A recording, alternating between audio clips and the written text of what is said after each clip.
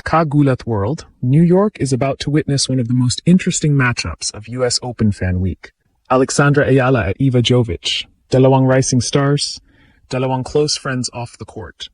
Pero kapag hawak na ang raketa, friendship muna ang isasantabi dahil magharap na naman sila sa Stars of the Open presented by Chase sa August 27 sa Arthur Ashe Stadium. Official mismo ang US Open sa pagkumpirma na kasama sina Alex at Eva sa headline lineup ng event. At hindi ito simpleng friendly exhibition lamang pagdating sa storyline. May score na gustong habulin si Alex. Dalawang beses nang nagharap sa official singles competition sina Alex at Jovic ngayong 2026. At parehong nakuha ng American ang panalo. Sa Roland Garros, tinalo ni Jovic si Alex, 6-4, 6-2. Pagkatapos, nag-rematch sila sa Queen's Club sa London at muling nanalo si Eva, D-Smell 6-2, 6-2. Kaya heading into New York, hawak ni Jovic ang 2-0 head-to-head advantage. Pero ibang Alex na ang haharap sa kanya ngayon.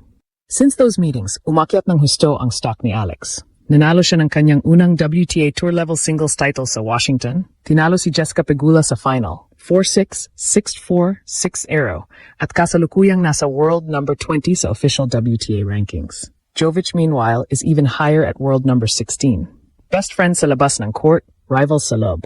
At sa Arthur Ashe Stadium, pwedeng maging unang pagkakataon ngayong taon na makabawi si Alex kay Eva Jovic. Ito ang klase ng matchup na gustong-gusto ng tennis fans dahil hindi kailangang gumawa ng artificial drama. May tunay na friendship, may tunay na rivalry, at higit sa lahat, may tunay na competitive history. Confirmed ng US Open na sina Alex at Eva Jovic ay kabilang sa headline young stars ng 2026 Stars of the Open. Kasama rin sina Joao Fonseca at Lerner Tien. Ang event ay bahagi ng US Open Fan Week at gaganapin sa Thursday, August 27th sa Arthur Ashe Stadium. Inilalarawan mismo ng US Open sina Alex at Jovic bilang close friends, pero malinaw din ang mensahe. Magkakaharap sila sa friendly competition sa pinakamalaking tennis stadium sa mundo. Pero huwag nating ipagkamali ang salitang friendly sa pagiging walang saysay ng laban. Dahil para kay Alex, napakagandang pagkakataon nito para masukat kung gaano kalaki ang ipinagbago niya mula nung huling dalawang beses silang nagharap. Unang official meeting nila ngayong season ay sa Roland Garros noong May 26. Jovic won 6-4, 6-2 in 1 hour and 40 minutes. According to WTA's match analysis, naging mas aggressive ang American, producing 34 winners compared with 15 from Alex. Jovic also converted 6 of 9 breakpoint opportunities. Pagkalipas lamang ng humigit kumulang 2 linggo, nagkita silang muli sa grass courts ng Queen's Club. Mas dominant pa roon si Jovic. She defeated Alex 6-2, 6-2 in 1 hour and 16 minutes, converting 5 of 7 breakpoints. Official WTA statistics show Jovic won 61 of the 98 total points in that match. Kaya malinaw, Eva has had Alex's number so far. Pero dito, nagiging interesting ang New York rematch. Ang Alex na tinalo ni Jovic noong May at June ay hindi eksaktong kapareho ng Alex na papasok sa US Open stretch ngayong August. Alex has since broken through at another level. Sa Washington, gumawa siya ng Philippine tennis history na maging unang Filipino player na nanalo ng WTA Tour Level Singles title. At hindi basta ordinaryong championship run iyon. Sa final, nakaharap niya ang American star na si Jessica Pegula. After losing the opening set, Alex came back to win 4-6, 6-4, 6-0. Reuters noted that Alex won 10 of the final 13 games after the weather-delayed final resumed. At tingnan ninyo ang significance nito. Ang official WTA rankings ngayon ay may Eva Jovic at number 16 at Alex at number 20. In other words, hindi na ito matchup ng established star laban sa outsider. Ito ay dalawang top 20 players, parehong kabilang sa brightest young talents ng women's game. May isa pang layer na nagpapaganda sa kuwento. Hindi gawa-gawa ang friendship nila. Earlier this season, publicly documented ang close group of friendships nina Alex, Jovic, Evelise at Zeynep Sönmez. Bago ang Roland Garros, kasama si Jovic sa mga kaibigang nag-surprise kay Alex para sa kanyang 21st birthday. Alex herself described the women in that circle as very good friends and spoke about how important those friendships are while competing on tour.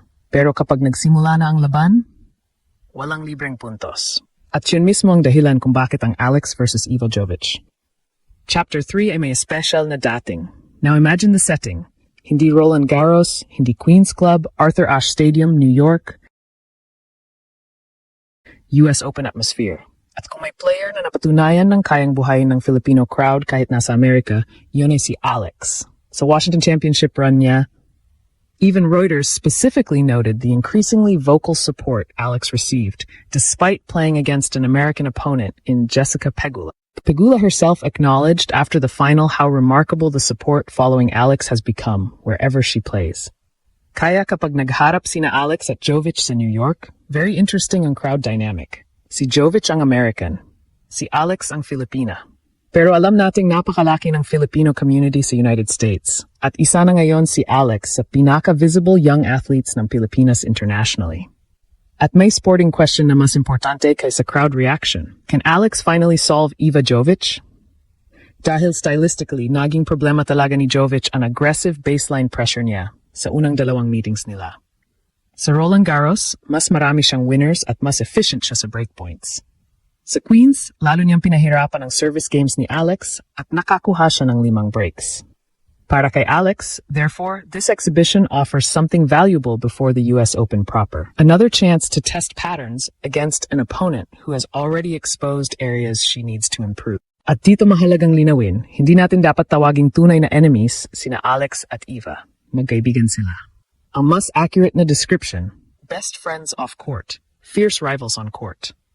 Mismo ang WTA ay gumamit ng friendship versus competition storyline matapos silang magharap sa Queens, habang ang US Open ay tinatawag din silang close friends heading into Stars of the Open. Pero sa storytelling standpoint, napakalakas ng contrast. Iva leads 2-0. Alex wants the breakthrough. Iva is currently world number 16. Alex is world number 20. Both are young. Both are rapidly rising. At pareho silang papasok sa pinakamalaking American tennis stage na may mas mataas ng expectations kaysa nung unang bahagi ng season. At huwag din nating kalimutan, naging doubles partners na rin sina Alex at Jovic.